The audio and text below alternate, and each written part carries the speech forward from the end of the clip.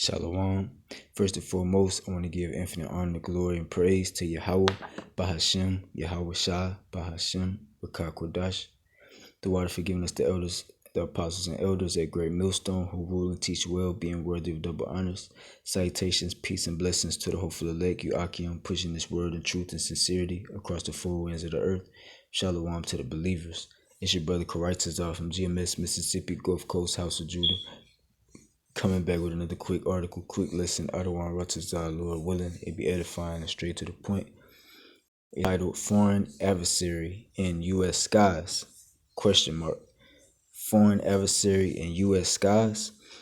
Ex-Pentagon UFO investigator warns things could mark intel failure on level of 9/11. I'm just going to read a little bit of it and grab some precepts. It says, let me see.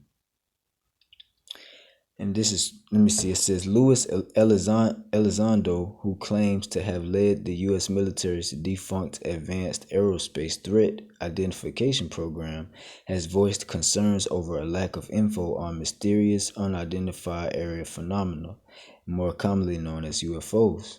It says, there is something in our skies. We don't know what it is. We don't know how it works. We don't know fully what it can do. We don't know who is behind the wheel. We don't know its intentions. And there isn't a damn thing we can do about it, Elizondo told the U.S. Sun in an interview. It says, if it turns out we have been leapfrogged technologically by a foreign adversary, then we are dealing with an intelligence failure on the level of 9/11. All right, and basically that's what the article is going into, how the let me see, the government is supposed to be releasing more information on the UFOs, and the Navy, how they leaked that UFO video. They said it was real and it should have never been leaked to the public. But that's basically what the article is on. But I'm just gonna grab a few precepts. Starting in the book of Ezekiel, chapter 1.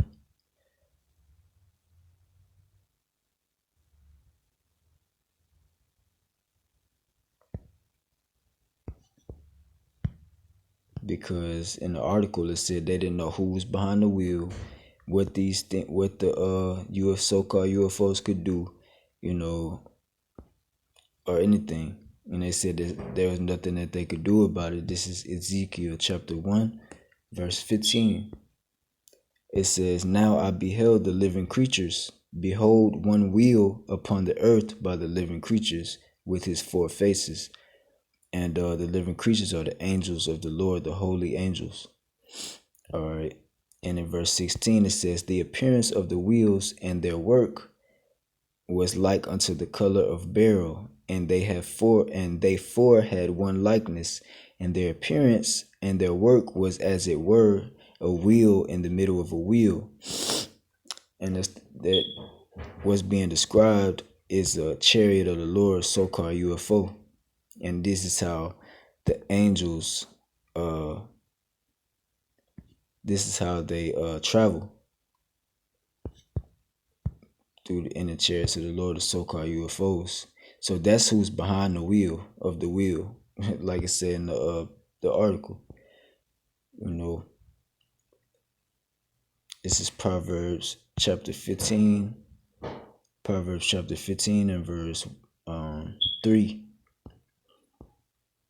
It says, the eyes of the Lord are in every place, beholding the evil and the good. And the evil of the eyes of the Lord are the chariots of the Lord. The so-called UFOs, they're the eyes of the Lord. And they're in every place. The scriptures tell us that it's hundreds of thousands, even thousands of angels in chariots. So they're innumerable. They're in every place. and they're beholding the evil and the good. The evil being everything that's outside of the scriptures, everything that goes against the scriptures, and the good is the brothers, the elect, the hopeful elect, pushing His word and truth and sincerity across the four winds of the earth, coming out on the highways and byways, making videos and lessons to feed the sheep, to feed the flock, and ultimately the elect, keeping the law, statutes, and commandments to the best of our ability. That's the good. But let me get Sirach, aka Ecclesiasticus, chapter 23.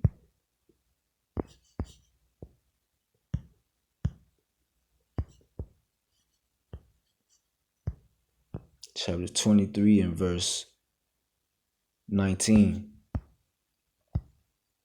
It says, "Such a man only feareth the eyes of men, and knoweth not that the eyes of the Lord are 10,000 times brighter than the sun, beholding all the ways of men, and considering the most secret parts." So the angels of the Lord, the eyes of the Lord, in the so-called UFOs, they're everywhere, beholding everything, because it says the eyes of the Lord 10,000 times brighter than the sun. So, that's just the Lord telling you that's how much He sees the men doing their so-called business on the earth. They see everything.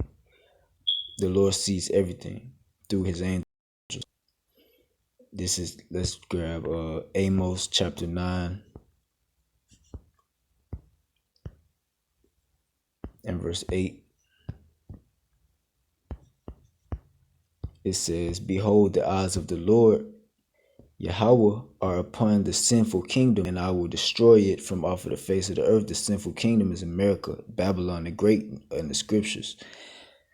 And the scriptures say that the sins of this place have reached the heavens. So this place is the most sinful place on earth, the epicenter of sin. You got pedophilia here, homosexuality, got transgenderism, bestiality. You got all of these things over here more than anywhere else. The Lord said His eyes are upon this sinful kingdom, and He will destroy it from off the face of the earth, saving that He will not destroy the house of Jacob, saith the Lord. So He's going to destroy this place, man, with thermonuclear fire, I'm going to grab Isaiah chapter 66.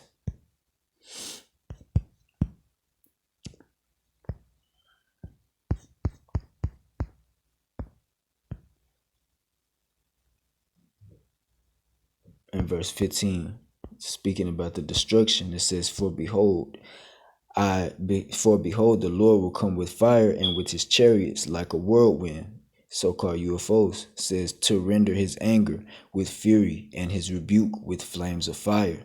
And that's what the Lord is coming back to do. This is the function and the purpose and the duty of the so-called UFOs, the angels of the Lord in the chariots of the Lord. That's what they're coming to do, to destroy this sinful kingdom. As well in here in Matthew chapter 24 and verse 31, this is also their function and their duty and their purpose, because the Lord said He will not utterly destroy the house of Jacob. And this is Matthew 24 and 31, "And He shall send His angels with a great sound of a trumpet, and they shall gather together His elect from the four winds, from one end of heaven to the other."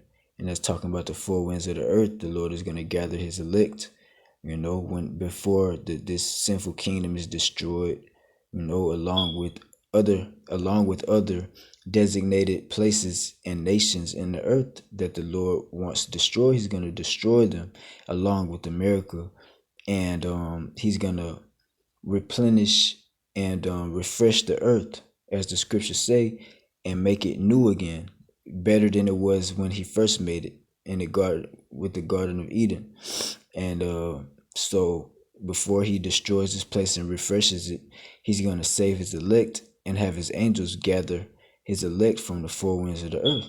All right, so Adawan Ratazah, Lord willing, this lesson was edifying. All praises, honor, and glory to Yahweh, Bahashem, Yahweh Shah, Bahashem, Rakah Kodash. Double honors to the apostles and elders at Great Millstone. Shalom, and salutations, peace and blessings to the hopeful elect. Shalom.